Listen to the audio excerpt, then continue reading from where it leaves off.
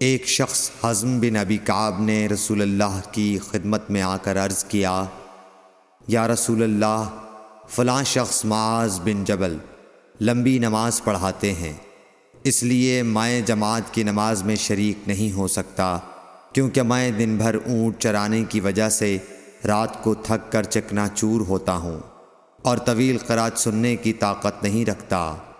ابو مسعود راوی کہتے ہیں کہ اس دن سے زیادہ میں نے کبھی رسول اللہ صلی اللہ علیہ وسلم کو وعظ کے دوران اتنا غضبناک نہیں دیکھا۔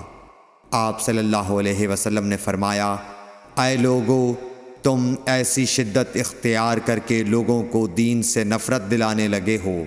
سن لو، جو شخص لوگوں کو نماز پڑھائے تو وہ ہلکی پڑھائے، کیونکہ ان میں بیمار، کمزور اور حاجت والے سبھی قسم کے لوگ ہوتے ہیں۔ صحیح بخاری حدیث نمبر 90۔